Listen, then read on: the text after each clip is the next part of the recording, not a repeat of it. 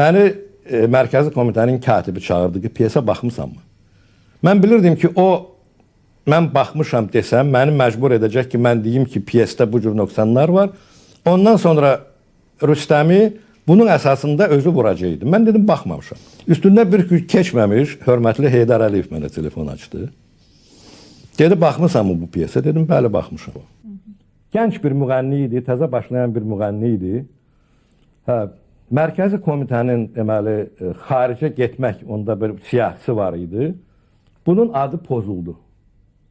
Müğənni mənə şikayət etdi ki, mənə haqsızlıq edilir. Mən istədim ona kömək edeyim. Müraciət etdim, səbəbi nədir? Dedilər ki, bu KQB tərəfindən qadağan olunubdur. Sizin Mədəniyyət Şöbəsinin müdiri işlədiyiniz vaxtlar səhv eləmirəmsə.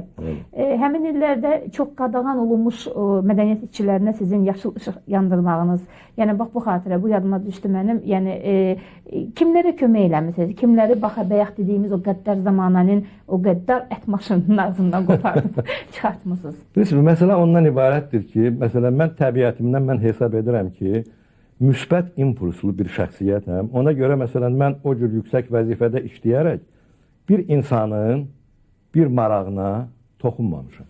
İndi o zamanədən nə qədər vaxt keçibdir, mən onun hamısında müsbət rol oynamışam. Yadımdadır bizim sevimli müğənni Xuraman Qasımova. Gənc bir müğənni idi, təzə başlayan bir müğənni idi. Mərkəzi Komitənin deməli xaricə getmək, onda bir siyasəti var idi. Bunun adı pozuldu. Müğənni mənə şikayət etdi ki, mənə haqsızlıq edilir. Mən istədim ona kömək edeyim. Müraciət etdim, səbəbi nədir? Dedilər ki, bu KQB tərəfindən qadağan olunubdur. KQB-də onun haqqında material var. Təəccüb etdim ki, bu cavan qız haqqında nə material ola bilər? Tələb etdim ki, materialı gətirsinlər mənim yanıma. Mənim haqqım var idi, Mərkəzi Komitənin şöbə müdiri idim. Bəli. Baxdım, gördüm ki, cüz'i bir özü də böhtan xarakterli, orada bir danosdur. Heç bir şey yoxdur.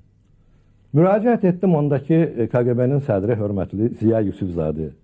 Dedim, axı bu insafsızlıq olardı bu qızı buraxmamaq. Və çox şadam ki, onda Ziya Yusufzadə mənim deməli rəyimlə razılaşdı. Lakin bütün məsuliyyət mənim üzərimə qoyuldu. Dedi ki, bu şəxs əgər xaricə getsə, orada qalsa, məsuliyyət sənindir, onu bil. Yəni bu təhlükə olurdu da həmişə. Bəli, əgər o gedib, məsələn, o incikdir. Onu buraxmayıblar. Bir neçə mərhələdə incidiblər və ona görə, məsələn, onun məsuliyyətini mən boynuma götürdüm. Xuraman Qasımova Yunanistana getdi. Yunanistandan beynəlxalq konkursdan Grand Prix ilə qayıtdı.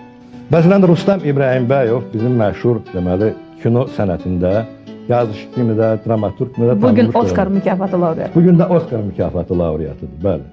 Onun bir dənə maraqlı piyesi var idi. Piyesin adı Kaliforniyada dəfn.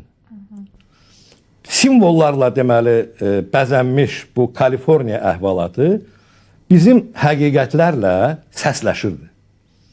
O vaxtı Vaqif Hüseynov, Qarkomun birinci katibi, o dəqiqə bunu başa düşdü. Və sözsüz ki, məlumat verdi ki, burada problemlər var.